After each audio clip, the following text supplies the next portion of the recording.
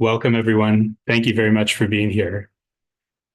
I want to start by acknowledging that Stanford sits on the ancestral land of the Muwekma Ohlone tribe. This land was and continues to be of great importance to the Ohlone people. And consistent with our values of community and inclusion, we have a responsibility to acknowledge, honor, and make visible the university's relationship to Native peoples. My name is Micheal Mastrandrea, and I am the research director of the Climate and Energy Policy Program, which is part of Stanford's Woods Institute for the Environment.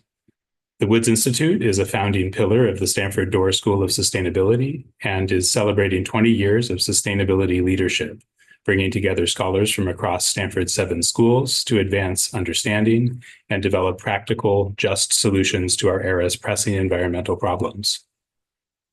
The Climate and Energy Policy Program combines interdisciplinary research with direct policy engagement, serving as a practical, timely, and neutral voice informing decision-making on climate and energy law and regulation. Today, we will be presenting new work led by Josh Lappin, a former student of ours and current postdoctoral research associate at the University of Notre Dame, as well as a fellow at the Future of Heat Institute. Over the last decade, competition has intensified between gas and electric utilities to meet energy needs for homes and businesses. Policy incentives to transition from gas to electric appliances as part of greenhouse gas emission reduction strategies and improvements in electric technologies are further intensifying this competition. Today, Josh will present results of a new study evaluating the history of competition between utilities and approaches for more proactive planning and regulation of an increasingly unified energy system. This will be followed by a discussion with a panel of energy experts moderated by Micheal Wara, director of the Climate and Energy Policy Program. There will be an opportunity for questions from the audience during the panel, so please submit your questions using the Zoom Q&A feature, and we will get to as many of them as possible. And now it's my pleasure to hand it over to Josh to present our work. So as Mike said, in this talk, I'm going to give you a highly abridged overview of our new paper. We argue for understanding the current building energy transition as a form of market competition between gas and electric utilities. Adopting this understanding allows regulators to reconceive of gas and electric utilities not as separate and isolated systems, but rather as 2 types of energy utilities designed to provide similar services. This conceptual shift has the potential to remake resource planning, system maintenance, and the preferred structure of investor-owned utilities themselves in ways that can protect ratepayers from ballooning building energy costs, mitigate emerging threats to gas utilities' financial stability and safety, and bypass obstacles to decarbonization. So to start, I'll give a brief roadmap of where we'll be going in this talk over the next 15 or so minutes. We'll start by looking at the origins and motives of state utility regulation of gas and electric systems to see how concerns about certain types of competition, but not others, shaped the system from its beginning. We'll then move from theory to reality, looking at how competition has shaped gas and electric systems over the past century. From there, we'll examine the present conditions facing gas and electric systems from the standpoint of competition, before talking about how seeing these present crises as competition can help to mitigate those crises. Gas and electric companies have been subject to government regulation since their very earliest days. Because both gas and electric companies used public streets, moved dangerous products, and provided increasingly vital services, cities quickly stepped in to try to ensure safety and control rates by regulating these companies. As gas and electric companies quickly grew beyond municipal borders, municipal regulation became a tangled patchwork. Utilities struggled to comply with conflicting regulations, and cities struggled to enforce their policies on corporations that extended far beyond their borders. By the turn of the 20th century, electric companies had begun to proactively lobby for state rather than municipal utility regulation. They wanted state regulation of their business model, partially because it would let them escape the tangle of conflicting municipal regulation that had developed. But their second and even more important impetus was to avoid cutthroat competition between each other. This photo shows competition between 2 electric companies in Los Angeles, both attempting to serve the same set of homes. When state utility regulation arrived, it was designed from the start to preclude this sort of competition. The logic, as advocated by the companies themselves, was that some services constituted so-called natural monopolies. Those are systems that provided critical public goods, but that were financially unable to sustain competition because of the expensive infrastructural networks that they required, and that you can clearly see being reproduced in this photo. When multiple competing utility companies constructed overlapping networks like these, they wasted resources, and that, the companies argued, forced either higher rates or unsustainable levels of borrowing. Utility regulators therefore sought to avoid what they termed wasteful duplication in order to bring down prices and stabilize the company's finances. To allow these newly designated utilities to act as monopolies, utility regulation exempted them from much of antitrust law. In return, regulators subjected utilities to rate regulation, exercising control over how and how much utilities could charge their customers. When electric company executives proposed subjecting themselves to state utility regulation, they were worried about competition with other electric companies. They were not, however, particularly concerned about competition with gas utilities. This photo shows a rare lighting design from this period, in which each light fixture contains both a gas burner pointing upwards and an electric light bulb pointing downwards. This design is obviously what was meant by wasteful duplication.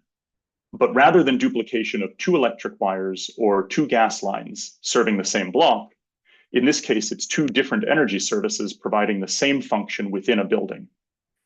Advocates of monopoly utility regulation assumed that this sort of overlapping service between gas and electricity would rapidly fade away. In the case of lighting, every customer chose electricity, and this led some regulators to assume that gas utilities would go out of business altogether. Those with more faith in gas assumed that relatively soon, market forces would naturally separate gas and electricity into separate, non-overlapping service categories, with each of them providing the services that they were naturally better suited to. As a result, utility commissions carefully precluded like-for-like competition, restricting competition among electric utilities and separately among gas utilities, but not between gas and electric utilities. Instead, utility regulation treated gas and electricity as separate services addressing distinct needs. Many state utility statutes followed suit by creating separate regulatory processes for gas and electricity, and utility commissions did the same in their regulations. Over time, this gradual siloing of gas and electricity extended throughout utility commissions and utility companies, leading to separate staffs, separate procedures, and separate bookkeeping. Nonetheless, gas and electric service never did actually fully separate. Wherever both gas and electricity could provide the same service at similar price and quality, competition ensued. In the 1920s, gas utilities developed gas stoves and gas heaters, resurrecting their business models. As new appliances emerged, gas utilities challenged electric utilities with a wide range of competitive new products. Gas-powered refrigerators may seem outlandish to us now, but in the 1930s, many consumers actually felt that they were the superior product. During these decades, gas and electric utilities competed widely, battling to provide a variety of different overlapping service. In the post-war period, electric utilities returned to the offensive, mounting one of America's largest historical advertising campaigns. The Live Better Electrically campaign, which was repped among others by Ronald Reagan at the center of this magazine spread here, aimed to sell consumers on the all-electric home. This was complete building electrification, driven by a new generation of electric heating appliances and by pervasive marketing. As the 20th century continued, competition between gas and electricity shifted, waxed, and waned, but it never fully vanished. In the present day, competition has again intensified. Together, climate policies and technological advances are driving a new wave of one-sided competition that looks similar to the conditions of the 1910s. Heat pumps and induction technology are increasingly enabling electric utilities to provide every residential service currently provided by gas at comparable quality and comparable cost. At the same time, much like in the era before utility regulation, gas and electric utilities are facing divergent local regulations. This time, these regulations are alternately attempting to accelerate or to stave off building electrification. Independent of climate change, many gas utilities are also facing rising maintenance costs, and safety concerns as their pipeline networks age. This problem is being accelerated by climate disasters and by stagnant revenues as competition with electricity intensifies.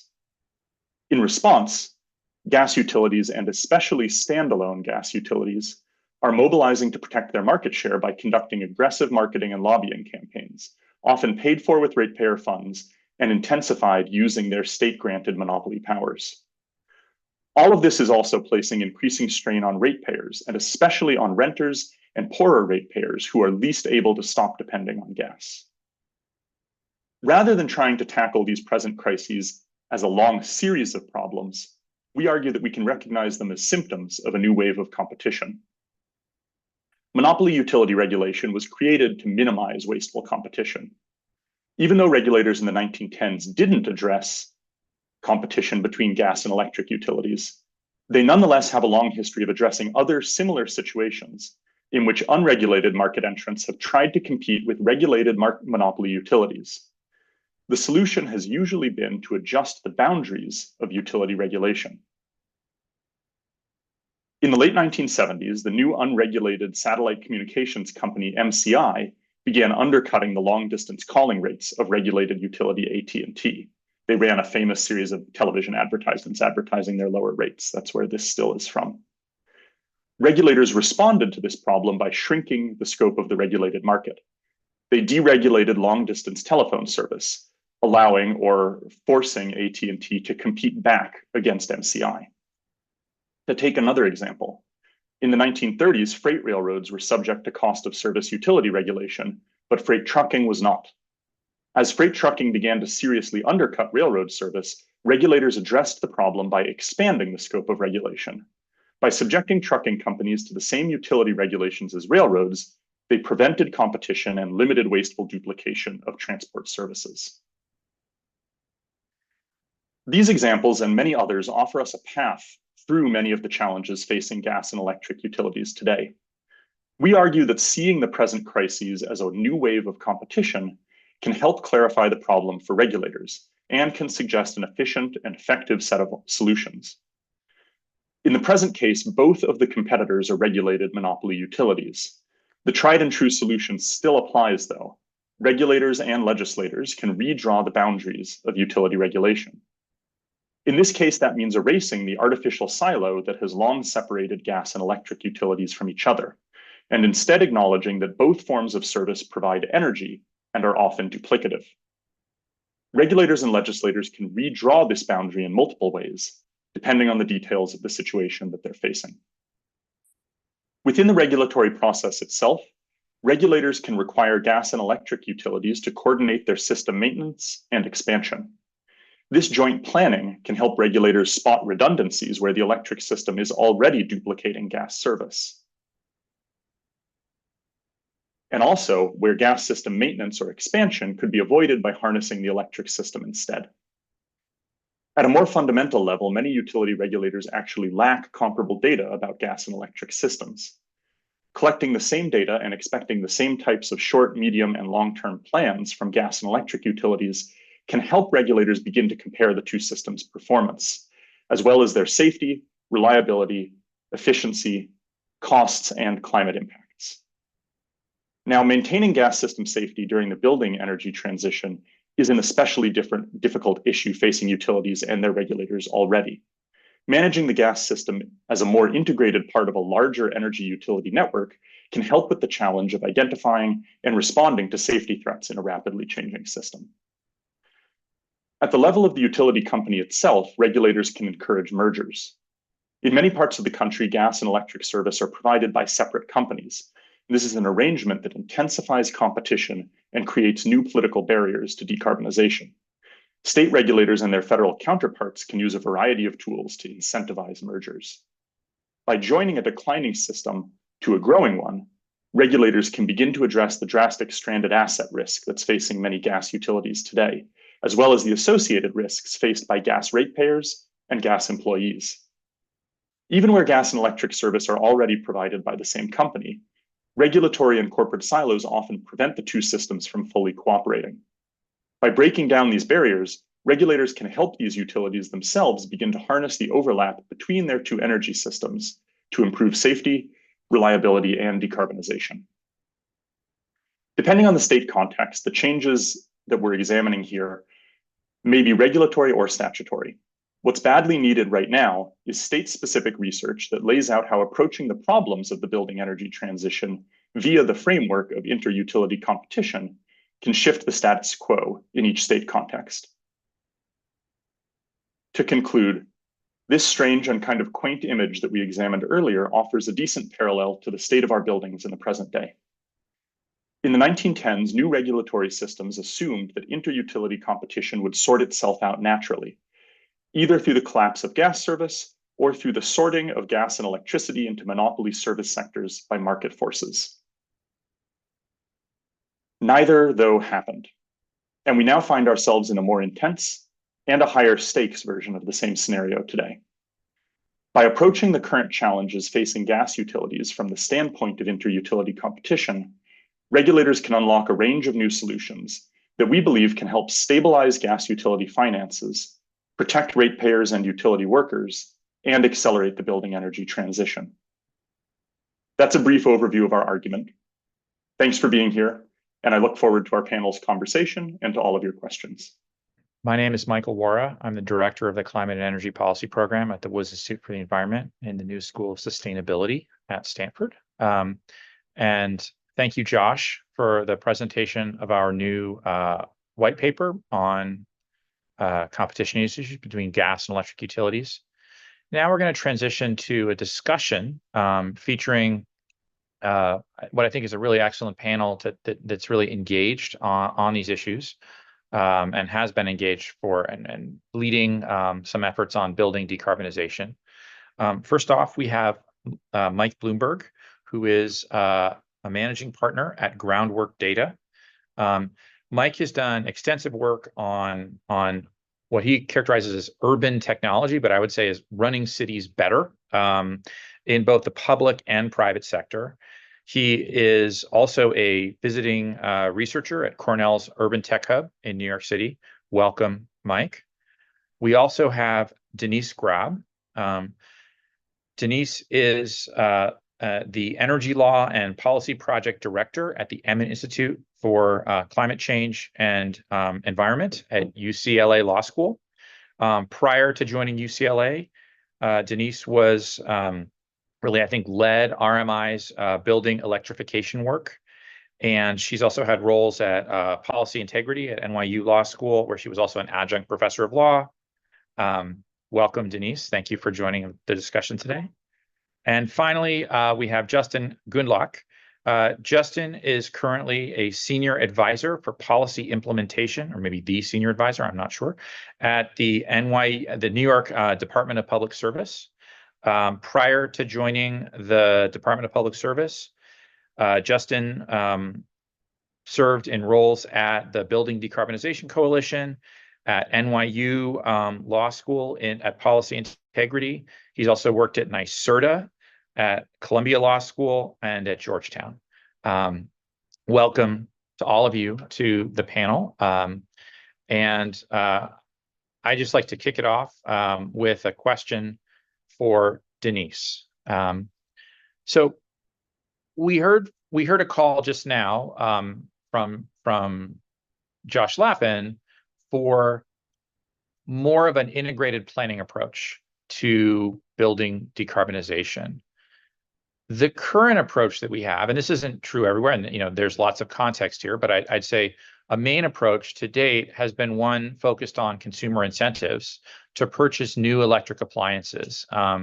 So sort of a bottom-up electrification approach.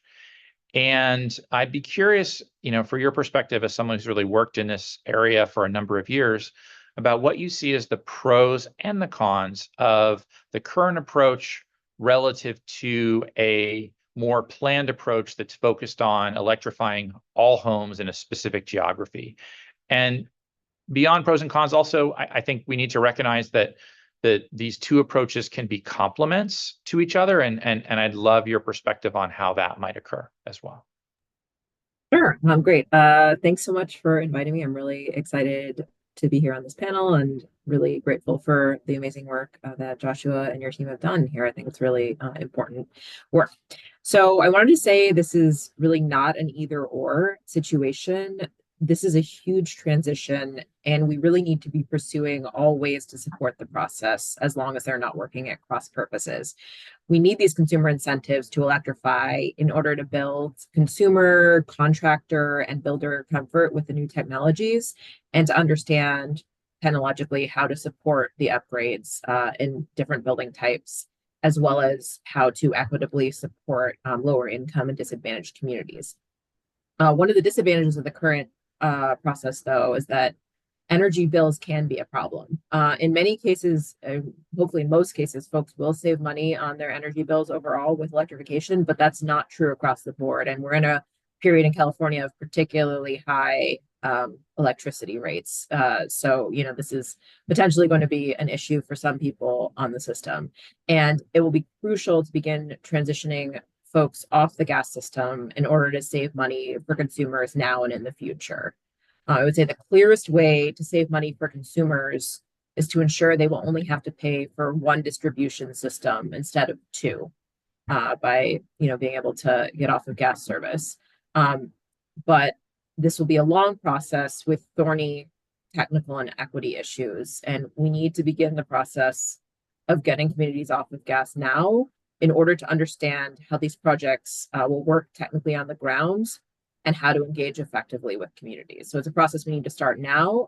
It's going to take quite some time. It's going to take, I think, decades to really get to that point, but we need to start now. And I'm really excited about Senate Bill 1221 that was just signed in California that will start the process of up to 30 neighborhood decarbonization zones to explore this process. So excited about that. Thanks, Denise. That's a really helpful introduction. I agree. 1221 is going to create a process of learning that's really important for how we actually effectuate these kinds of transitions in existing communities. Justin, Denise is pointing to some developments in California, some sort of nascent efforts to start to plan this transition. And I wanted to ask you, as someone who sits on the regulatory side, what you view as the risks if we don't do that, right?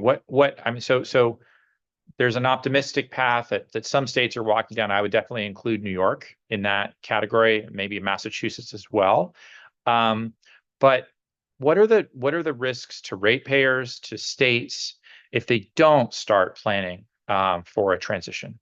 I have a lot to say and answer, but I need to shove in a preface first. The first part of the preface is thank you for the invitation to participate. Like Denise, I think this is a fantastic conversation, an excellent paper, very thought-provoking, well done.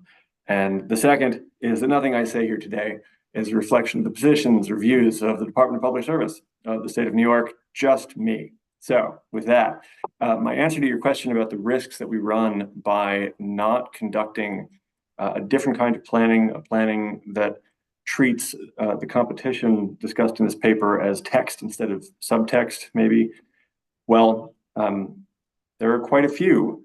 And, I think maybe the best way to illustrate those risks is to look at a big difference currently in action in New York State.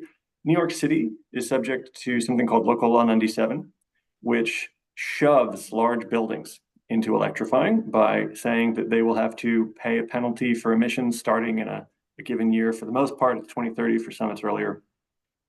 And that is kicking off a tremendous volume of work. That work starts all the way down with building owners and managers, but very quickly translates into work for utilities who are getting calls regarding the kinds of upgrades that are going to be necessary in order to deal with the amount of electrification that is coming into focus. It's not all fully in focus, but it's coming into focus. And that in turn is prompting a long list of decisions on the part of utilities with respect to planning measures, procurements, design questions, and in contrast, the rest of New York State does not have a sort of North Star guiding, and which is not to say that Local Law 97 is leading to a fully coherent effort on the part of all of the residents of New York City, but it is at least an organizing set of factors that has, as I say, prompted a lot of activity. Elsewhere in New York State, you don't have that.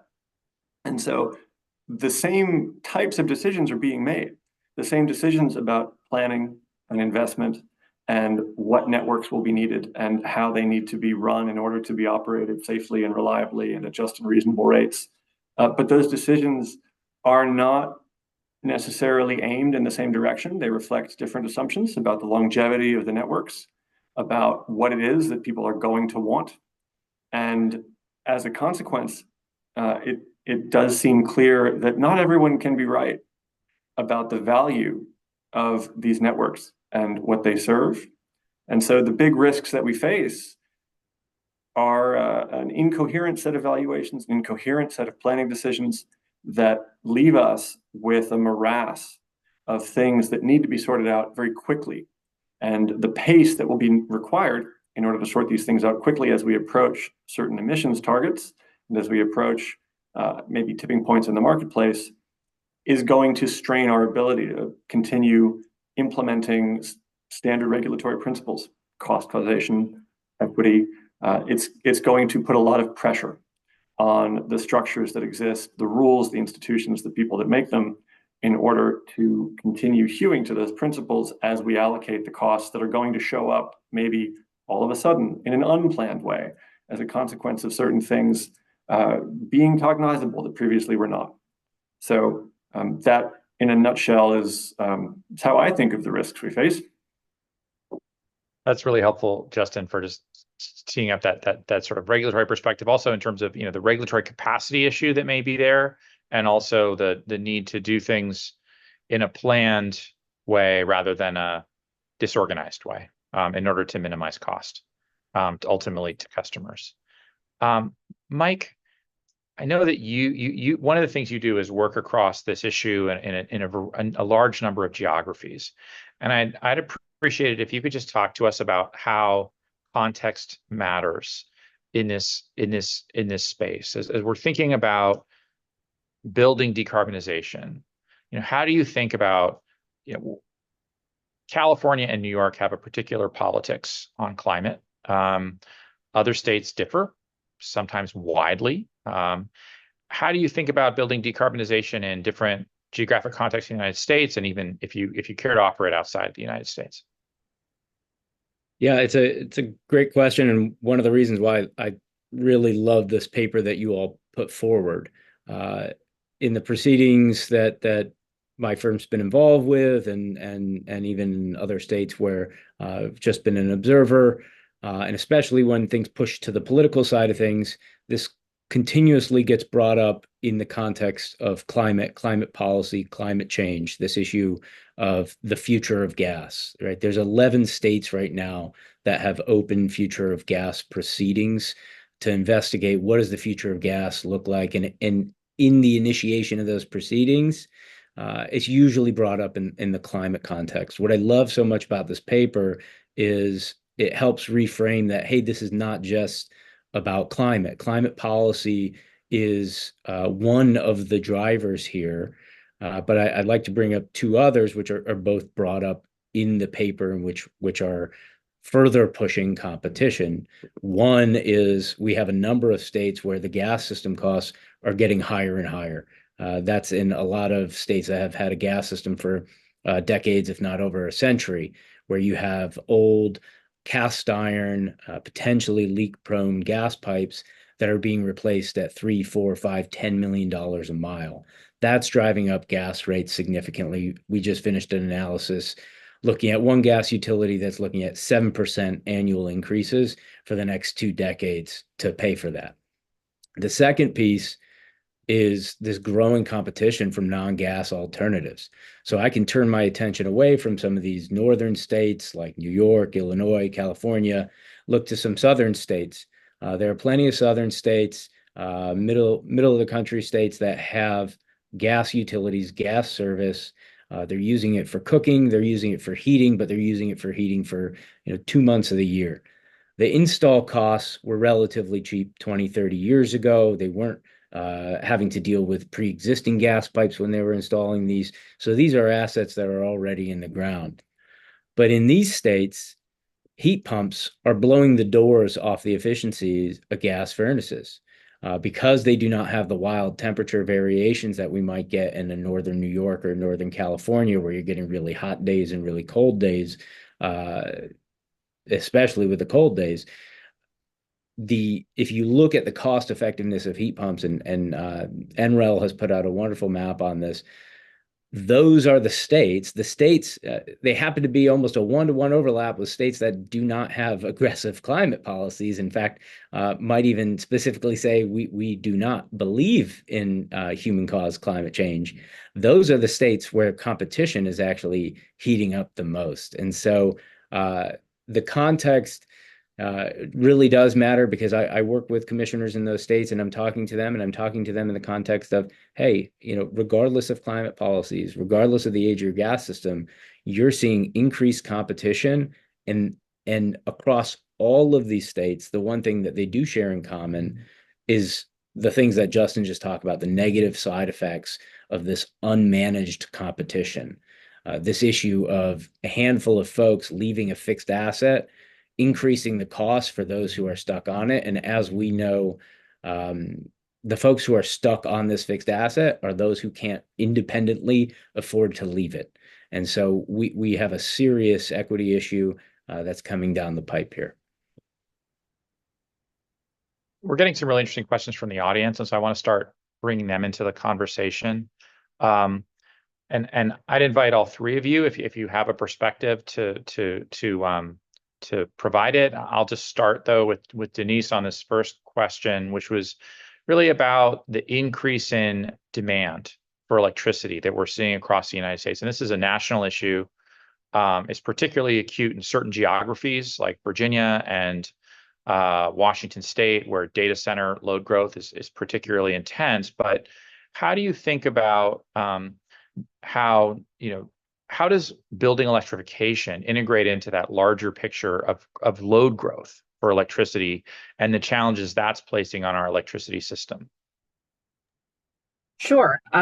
So building electrification is a relatively small percentage of load increase compared to these other increases. Transportation electrification is a much larger demand on the grid, as are increases in load due to energy centers. So building electrification is really kind of a small percentage of that, but this is a real trend, and we really will need to build out more transmission capacity, more renewable resources, more storage capacity, and lots of new resources to help manage this load growth. So yes, there's a huge effort that will need to happen to ensure that we are able to handle this change. Does anyone else, Mike or Justin, do you have a perspective on the sort of load growth issue and how it relates to the conversation today? Mike. Well, on the two questions I get most frequently when we talk about electrification, the new one is load growth, but similar and related to this is, what does it mean when we switch gas customers to electric customers? How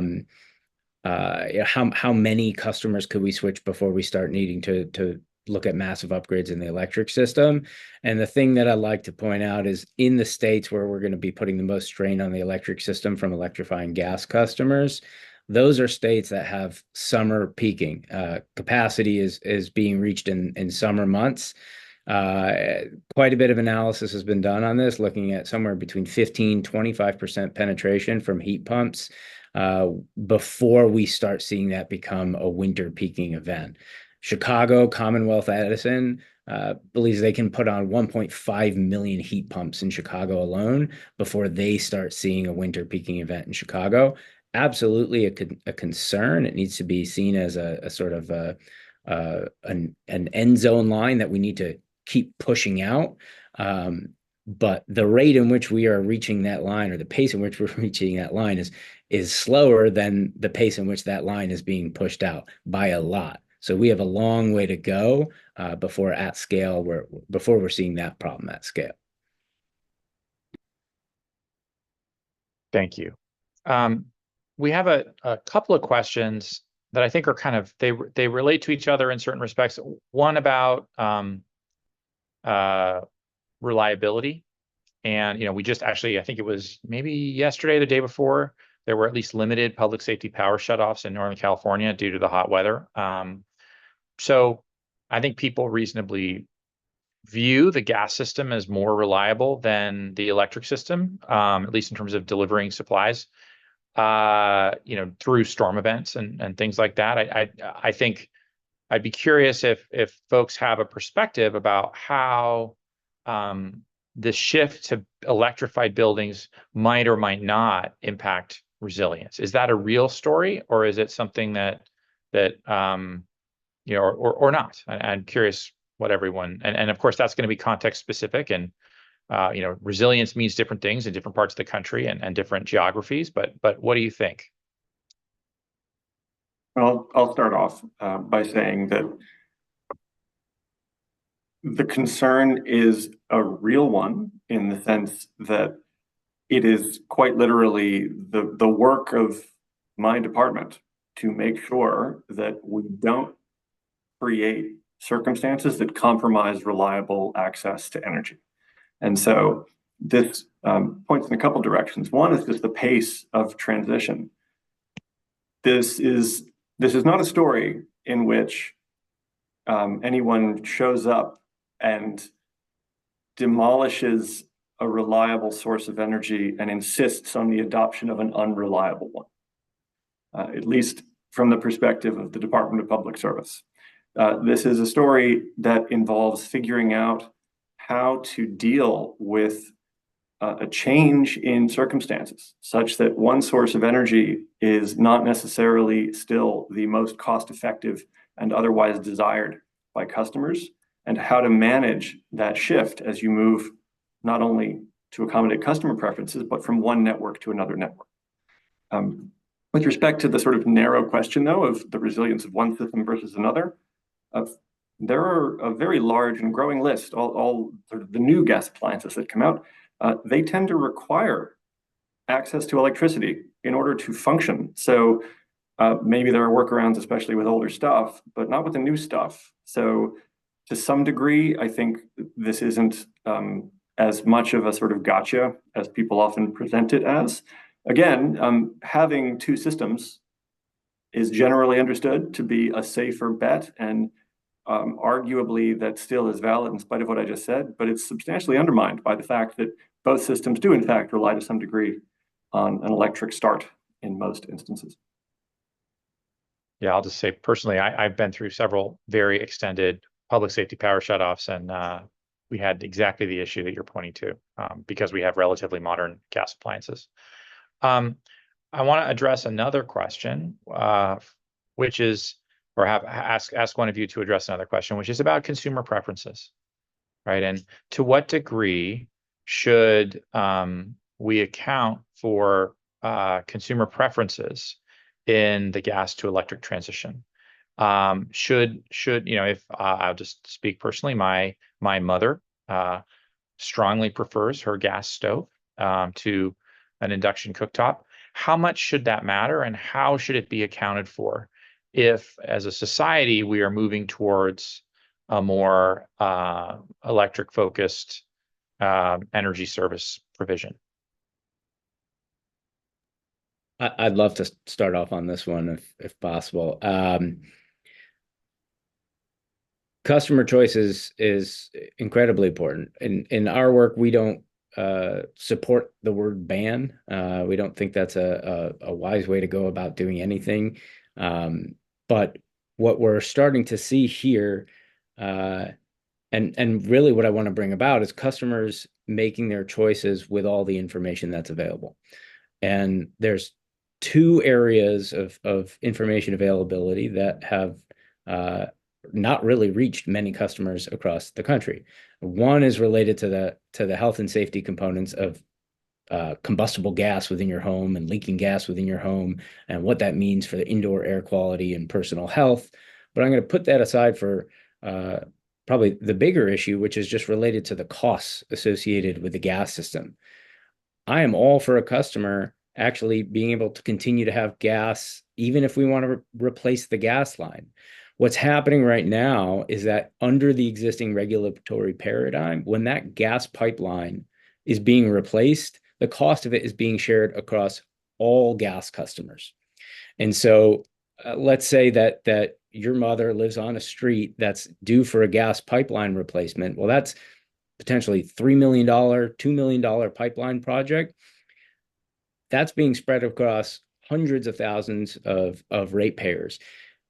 If they were responsible the same way an electric customer is responsible for, and for a portion of that pipe or a portion of the cost of deriving that service, if your mother was looking at paying $50,000, $60,000, $70,000 for continuation of gas service, well, that's real choice, because that's the actual apples to apples comparison when you're talking about gas versus electric. When we remove the 100+ years of regulatory structure and incentive structure that we've put together to support gas system expansion, because this was put together 100 years ago when we were talking about how do we get cleaner burning, higher energy density fuel to folks instead of coal. But that's what's changing now with the improvements in electric. We're no longer looking at expansion of gas services.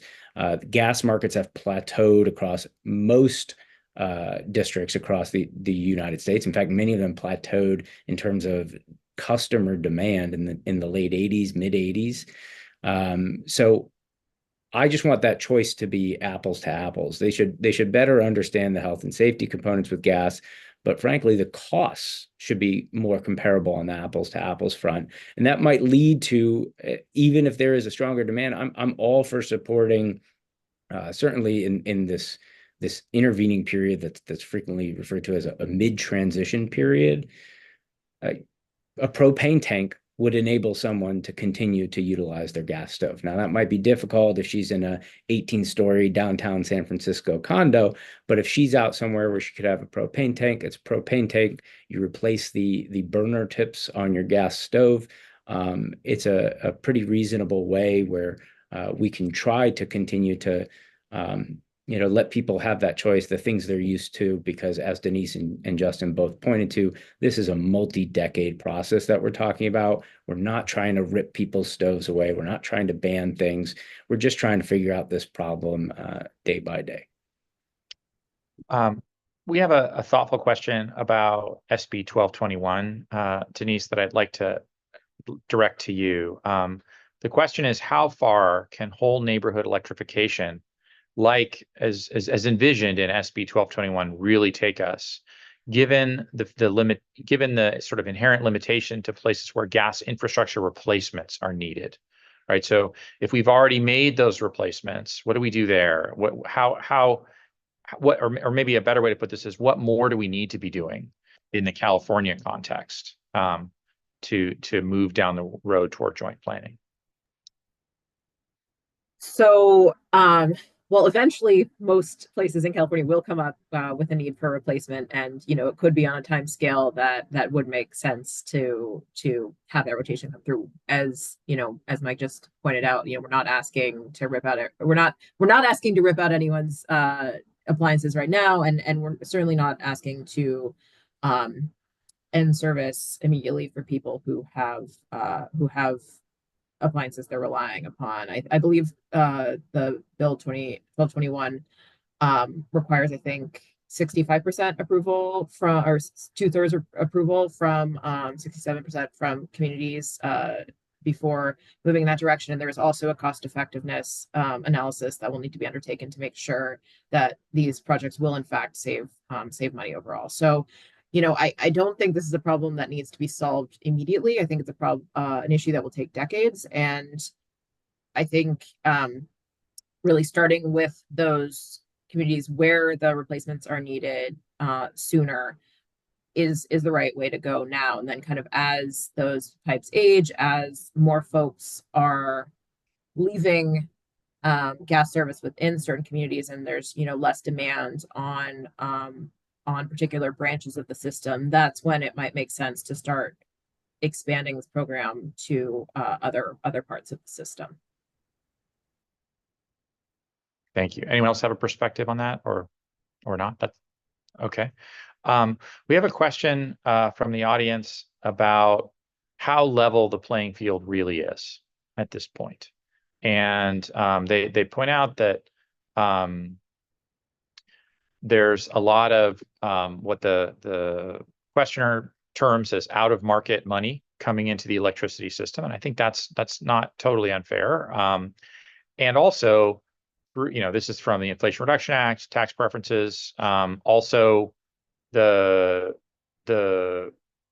support from the Inflation Reduction Act for gas stoves. And I think this person's perspective is, can we really frame what's going on as competition if we're already subsidizing, we're putting our thumb on the scale on one side? And be curious if any of you have a response to that line of thinking. Sure. I look, there is a lot of money that's going into electrification, and I think it's pretty easy to just ask ourselves why. And if we were to, ask ourselves why, it's because it's seen as an opportunity to reduce our emissions, and that's the whole point. And that's a carrot approach, right?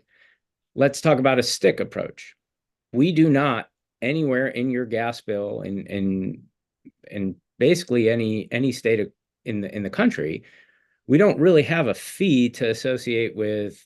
There's no carbon tax, right? There's no tax on carbon. There's no tax on methane leaks. We're not talking about the negative impacts from emissions. And so the administration, this presidential administration, and the markets have a tool at their disposal, which is incentives. So they're pushing for incentives. This is a push approach. I think we could completely eliminate that if you wanted to have a pull approach. And so if we were to actively take into account the negative impacts of utilizing gas and methane, it would have a very similar effect. So the goal here is at the end of the day, we are also trying to solve that problem. If we eliminate the problem of climate change, health, and safety, then yes, this could look differently. But if we are looking to tackle that problem, then this is the direction that we need to go, and we need a lot more of it. I'd like to chime in Sure. just to say two things on this point. One is that I think lurking beneath the question might be a sort of premise that there is true competition, and then there's competition that is somehow muddied, interrupted, affected by policy measures. And I think that it's important to note that to the extent that there's competition, really what I read this paper is talking about is potential substitutability, as opposed to some kind of, everyone enters an arena having had their boxing gloves measured so they all weigh the same. It's really more about the potential for one set of devices to replace another, one set of systems to replace another. And there are many, many things that put thumbs on different elements of the scales at issue. And one that comes to mind is the fact that in New York City, there was a very big push in 2012 to get people off of oil and onto gas. Gas was seen very much as the thing that would improve public health outcomes and also deal with certain other issues. And the city, a mere 10 years later, made a very sharp turn away from gas. Both of these have been thumbs on scales that have affected the market decisions downstream of them. They're just examples. These things have come and gone at local, state, federal level for a very long time, and we live with the legacies of them all. So I'm eager to not let the implication be that we are somehow talking about a marketplace that is pure, and that's not what we're talking about. Well said. Denise, I'd like to invite you to talk about, we have a question about public ownership. And I think, we, in this paper, we do not suggest public ownership as a potential solution. We're more focused on managing what we perceive as competition of different types between investor-owned utilities, that one providing electric and one providing gas service. But one has to admit that like shrinkage of utilities is not something that we have a ton of experience with in the United States, and that's certainly contemplated in this paper. Do you have a perspective about the role that municipalization might play, or some sort of public role in this process over the next several decades? It's a great question, and I know that there's been a big push lately toward public power, in California and beyond. I think people automatically assume these days. I think many people automatically assume that public utilities will be more aligned with climate goals, or more aligned with certain outcomes, and that's not necessarily the case. I think it really depends on the leadership of each public utility in terms of what the outcomes will be. And so, if you have a situation where you have a city or county or whatnot very committed to climate outcomes, then you're able to kind of push farther on these issues. But it really depends on who is leading and how they're structuring things. We do see most cases across the board that public utilities often tend to be cheaper, have cheaper electrical rates, both because they don't have to seek investor return on outcomes, and they're also directly beholden to voters. So often we see that they're cheaper rates, but their generation mix may or may not actually be cleaner. So I think considering how public utilities and how this push toward municipalization will affect the electric system, as well as potentially affect the gas system, I think is a really important piece to consider here. And there's also another aspect of things, which is we haven't really talked about it either, but like franchise agreements that cities can make with gas utilities. That's a tool that's been used. I think San Diego leaned in there on their most recent renewal, and there's opportunities to kind of push for actions by utilities to decarbonize their service, et cetera, through that process. So it's a great question, and will be interesting to see how that plays out. Context matters. So another interesting question, I think, is from a listener who asks about the federal role beyond IRA. So the Inflation Reduction Act created important, consumer subsidies that are putting a thumb on the scale, as has been pointed out, to move toward electrification and decarbonization of homes. Are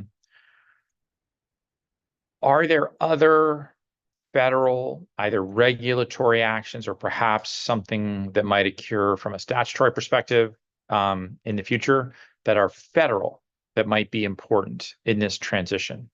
Everything we've talked about so far today is really state level regulation, because the gas distribution system is a creature of state regulation. It's not generally involved in interstate commerce. And so FERC doesn't have a role under the Natural Gas Act, but do you have perspectives about a role that FERC or Congress might play in future in facilitating more cost-effective decarbonization? I can hit on a couple of the gas and more pipeline-specific ones. Congress, of course, could be any sort of role, but there is, despite it primarily being a state-specific area, PHMSA, which is underneath the Department of Transportation, is the Pipeline Hazardous Safety Materials Administration. They regulate pipeline safety, and that includes for gas distribution systems. I want to state unequivocally that the gas system is here, and it is here for the next several decades at least. In many places because it is efficient, in many places because it's just there and it's going to take time. That gas system is still, it's it's very dangerous. Methane leaks are terrible for the environment, so we do not want methane leaks. We do not want safety issues with the gas system. And so it really is an important place for the federal government to continue to play an active role. I will say one thing that we have seen, and as PHMSA is up for reauthorization, an area that I've been involved with, is looking at how that mandate has been utilized at the state level by gas utilities to justify continued expenditure in the system. So there's a bit of this catch-22 here, where we have a number of states which have made commitments to be fully off of fossil fuels by 2050. Meanwhile, they are actually incentivizing accelerated replacement of old gas pipes to the tune of, again, several $1 million a mile. Every time we replace that gas pipe, that's a 60, 70-year payback period. And so we're looking at 2024. We go up to Massachusetts, and we're encouraging a gas utility to install a new gas line or to replace an old gas pipeline, which isn't going to be paid back for 60 to 70 years. Well, that goes well past 2050. And so there is a whole process of determining whether a pipeline should be replaced, whether a pipeline can be repaired, whether it's actually in danger. So PHMSA's put out some new leak detection and it's a new set of rules coming out this year, which is going to require gas utilities to do some more advanced leak detection work. This is an area where further federal government involvement can be really helpful, because if we can avoid replacing pipes that don't need to be replaced, if we can repair pipes that could be repaired instead of replaced, relining pipes is an advanced technology that could be utilized. And of course, looking at areas where we can strategically electrify as opposed to pipe replacement, this all would need to be done with safety in mind, and therefore with PHMSA in mind. Mm-hmm. So we have just a couple minutes, and I just want to ask one last question and maybe invite Justin to respond first, but if Denise or Mike, if you'd like to chime in, I'd love to hear your thoughts too. The question is, if mergers between gas and electric utilities are promoted or incentivized, how can combined gas electric utilities recover costs from potentially stranded gas system assets?